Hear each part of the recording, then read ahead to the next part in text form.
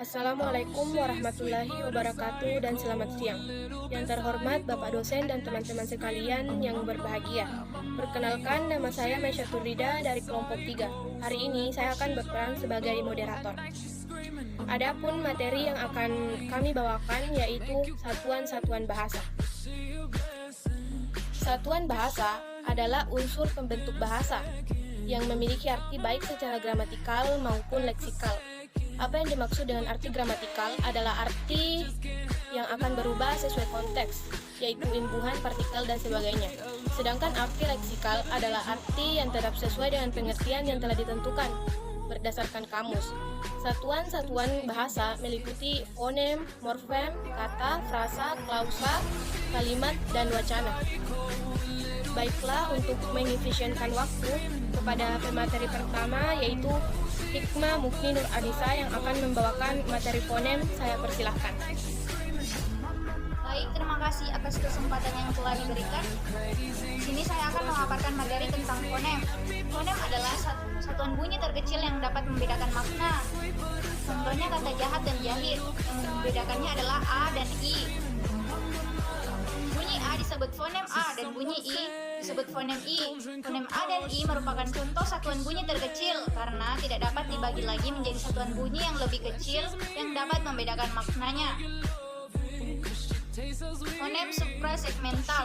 Fonem suprasegmental yang juga disebut dengan fonem suprapenggalan ialah ciri atau sifat bunyi yang menindih atau menumpangi suatu fonem. Ya, ada dua, yaitu pertama perubahan fonem yang memiliki dua perubahan fonem. Yang pertama fonem N, di mana fonem N pada morfem men dan morfem pen berubah menjadi fonem M kalau kata dasar mengikutinya berawal dari B, F, P. Misalnya pilih, men pilih sama dengan memilih, men ditambah foto sama dengan memfoto. Yang kedua, fonem N pada men dan pen berubah menjadi fonem N kalau kata dasarnya berawal dari fonem D, S, T. Salah satunya daki atau mendaki. Yang ketiga, fonem N pada men dan pen berubah menjadi N apabila kata dasar yang mengikutinya berawal dari C, I, S. Misalnya, men ditambah cabut sama dengan mencabut. Pen ditambah jaga sama dengan penjaga. Fonem N pada men dan pen berubah menjadi NG apabila kata dasarnya mengikuti fonem J, H, K, dan X. Contohnya ganti, men ganti sama dengan mengganti, pen halang sama dengan penghalang. Yang kedua, perubahan fonem R. Perubahan fonem R pada morfem ber dan morfem per berubah menjadi fonem L sebagai akibat pertemuan morfem tersebut dengan kata dasar yang berupa morfem. Contohnya ajar, berajar sama dengan belajar, berajar sama dengan pelajar. Mungkin itu yang dapat saya sampaikan, lebih dan kurangnya mohon dimaafkan. Sekian dan terima kasih. Baik, itulah tadi materi fonem yang dibawakan oleh saudari Hikmah Mukni Nur Anissa. Selanjutnya kepada pemateri kedua yaitu materi morfem akan dibawakan oleh Putri Wulandari. Assalamualaikum warahmatullahi wabarakatuh. Perkenalkan, nama saya Putri Wulandari selaku pemateri 2 dari kelompok 3 yang akan memaparkan materinya. Materi saya yaitu morfem. Morfem adalah satuan bentuk terkecil yang dapat membedakan makna atau mempunyai makna. Morfem dapat berupa imbuhan, misalnya me, an, me, dan kan. Kritikal atau partikel, misalnya lah dan kah. Morfem terbagi menjadi dua, yaitu morfem bebas. Morfem bebas yaitu morfem yang dapat terdiri dari segi makna tanpa harus dihubungkan dengan morfem yang lain. Semua kata dasar tergolong sebagai morfem bebas, contohnya seperti makan dan tidur. Yang kedua yaitu morfem terikat. Morfem terikat yaitu morfem yang tidak dapat berdiri dari satu makna. Maknanya baru jelas setelah dihubungkan dengan morfem yang lain. Semua imbuhan, awalan, sisipan, akhiran, kombinasi awalan dan akhiran, partikel ku, lah, kah, dan bentuk-bentuk lain yang tidak dapat berdiri sendiri termasuk morfem terikat. Contohnya seperti berperang, morfem terikat dengan ber. Dan memakai sama dengan morfemnya terikat dengan me. Mungkin cukup sekian dari materi yang saya bawakan. Sekian, Assalamualaikum warahmatullahi wabarakatuh. Itulah tadi materi morfem yang dibawakan oleh Saudari Putri Wulandari. Selanjutnya materi ketiga yang akan dibawakan oleh Afdaluddin Anwar, yaitu kata. Kepadanya saya persilahkan. Assalamualaikum warahmatullahi wabarakatuh. Perkenalkan, nama saya Afdaluddin Anwar selaku pemateri selanjutnya yang akan memaparkan materi tentang kata. Kata adalah satuan bentuk terkecil dari kalimat yang dapat terdiri sendiri dari makna, seperti kata sepeda, ambil, dingin, kuliah. 4 kata ini diakui sebagai kata karena setiap kata mempunyai makna. Pembagian jenis kata. Pembagian jenis kata dari segi bentuknya kata dibedakan menjadi 2 macam, yaitu kata dasar, kata bermorfem tunggal, seperti pada kata rumah, buku, cerdas, dan kata turunan atau kata yang bermorfem banyak, contohnya seperti kata dirumahkan, pembukuan, mencerdaskan. Sekian, Assalamualaikum warahmatullahi wabarakatuh. Baik, itulah tadi materi kata yang telah dibawakan oleh Saudara Afdaluddin Anwar.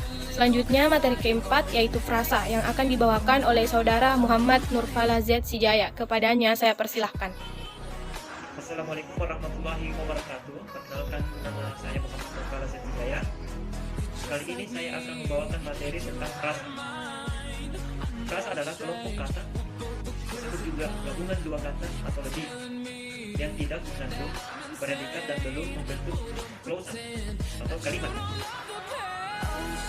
Cakupan makna yang dibentuk oleh frasa masih disebut makna leksikal atau membentuk terkenal jika frasa adalah kata yang diperluas dengan memberinya keterangan inti maknanya tetap.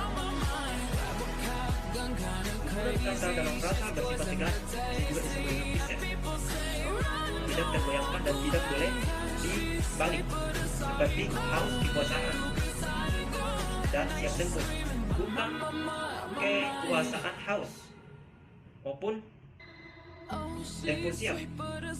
Jika posisinya berpindah, kelompok kata itu berpindah secara utuh, seperti hari ini akan diadakan jumpa pers. Kedua, jumpa pers akan diadakan hari ini. Frasa ini dikelompokkan menjadi 5 macam. Yang pertama itu frasa verba, artinya sama dengan arti kata kerja. Yang kedua, frasa adjektiva, yang artinya sama dengan arti kata sifat. Yang ketiga, frasa adverbial, yaitu sama dengan kata keterangan. Dan keempat, frasa nominal, yang artinya sama dengan kata arti benda. Dan yang kelima, yaitu frasa preposisional, yang artinya sama dengan arti kata tugas, misalnya preposisi conjunction. Sekian dan terima kasih. Baik, itulah tadi materi frasa yang dibawakan oleh Saudara Muhammad Nurfala Z Sijaya. Selanjutnya materi kelima yaitu klausa yang akan dibawakan oleh Saudari Emma. Kepadanya saya persilahkan. Selanjutnya saya akan melanjutkan materi yaitu klausa. Klausa dalam kata bahasa adalah satuan kata yang terdiri subjek dan predikat. Walau dalam beberapa bahasa dan beberapa jenis klausa, subjek dari klausa mungkin tidak tampak secara eksplisit. Hal ini umum dalam bahasa subjeknya. Adapun ciri-ciri klausa yang dapat membedakan dengan frasa yaitu yang pertama, memiliki satu jenis predikat. Yang kedua, tidak memiliki intonasi akhir. Yang ketiga, jika ditambah dengan intonasi akhir maka akan menjadi sebuah kalimat. Dan yang keempat, klausa termasuk dalam bagian dari plural. Dan yang kelima, memiliki subjek secara tertulis atau tidak secara tertulis. Adapun jenis klausa, yang pertama jenis klausa berdasarkan strukturnya, yang kedua jenis klausa berdasarkan fungsinya, dan yang ketiga jenis klausa berdasarkan fungsinya. Adapun bagian-bagiannya yaitu unsur fungsi subjek, unsur fungsi predikat, dan yang ketiga unsur fungsi subjek, yang keempat unsur fungsi subjek lengkap, dan yang terakhir unsur fungsi keterangan. Sekian saya, Assalamualaikum warahmatullahi wabarakatuh. Itulah tadi materi kelima dari Saudari Emma. Selanjutnya materi keenam yaitu kalimat yang akan dibawakan oleh Saudari Aprilia Nursabira. Kepadanya saya persilahkan. Baik, Terima kasih kepada moderator yang telah memberikan saya kesempatan untuk memaparkan materi. Perkenalkan, nama saya Aprilia Nursabira yang akan memaparkan materi mengenai kalimat. Kalimat umumnya berwujud rentetan kata yang disusun sesuai dengan kaidah yang berlaku. Kalimat adalah satuan bahasa terkecil dalam wujud lisan ataupun tulisan yang melengkapkan pikiran yang utuh.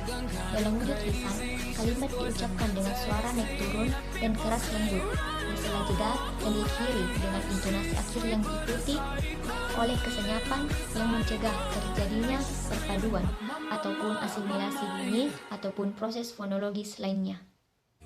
Baik, itu saja yang dapat saya paparkan mengenai materi kalimat. Saya kembalikan kepada moderator. Itulah tadi materi ke-6 dari Aprilia Nursabira. Selanjutnya materi ke-7 yaitu wacana yang akan dibawakan oleh Saudari Syaisatul Sarima. Kepadanya saya persilahkan. Assalamualaikum warahmatullahi wabarakatuh. Terima kasih kepada moderator Alhamdulillah telah memberikan saya kesempatan untuk membawakan materi saya. Saya dibutuhkan langsung saja. Wacana. Kita memakai bahasa dalam wujud kalimat yang saling berkaitan. Kalimat yang pertama menyebabkan timbulnya kalimat kedua. Kalimat kedua menjadi acuan kalimat ketiga. Kalimat ketiga mengacu kembali ke kalimat pertama dan seterusnya. Sedangkan kalimat yang berkaitan yang menghubungkan proposisi yang satu dengan proposisi yang lain itu membentuk kesatuan yang dinamakan wacana. Agaknya jelas bahwa pembicaraan tentang wacana memerlukan pengetahuan tentang kalimat dan segala sesuatu yang berhubungan dengan waktu kita kedatangan tamu, salam yang disampaikan oleh tamu di depan pintu kita jawab dengan ulang-ulang. Pada saat seperti itu, baik tamu maupun kita sebagai tuan rumah menyatakan pengetahuan tentang kehadiran masing-masing seperti terlihat pada foto berikut.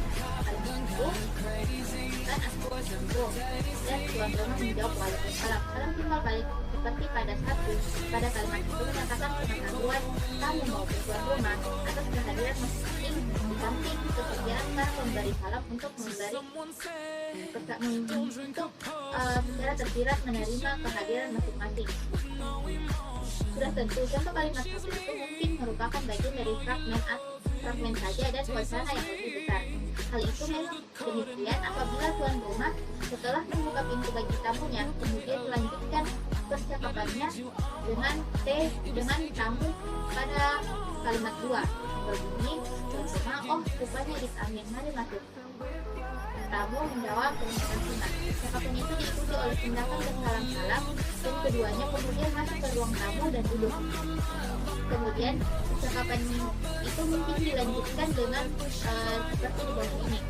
Kalimat 3, tuan rumah menanyakan bagaimana keluarga di rumah. Tamu menjawab, baik-baik saja mas, di sini begitu juga bukan? Tuan rumah menjawab, alhamdulillah. Walaupun kata kalimat 1, 2, 3 di atas diurutkan menjadi satu, kita agaknya baru berhadapan dengan percakapan basa-basi dan belum sampai pada percakapan yang sebenarnya. Percakapan basa-basi seperti ini itu diperlukan sebagai upaya pendidikan agar kedua pelaku komunikasi memiliki dasar berpijak yang sama sehingga percakapan atau komunikasi selanjutnya dapat dilanjutkan dengan baik. Karena kedua salam itu membentuk urutan yang koheren dan sinkron, kita dapat menyatakan bahwa kalimat 1, 2, dan 3 merupakan bentuk wacana yang apik biarpun sederhana. Sekian dari materi yang saya bagikan kepada Demikian tadi pemaparan materi dari kelompok kami, yaitu kelompok 3 mengenai satuan-satuan bahasa. Saya sebagai moderator memohon maaf apabila banyak kesalahan kata, dan wassalamualaikum warahmatullahi wabarakatuh.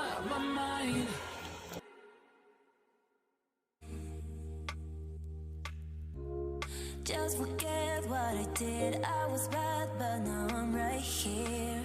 I'm right here. Don't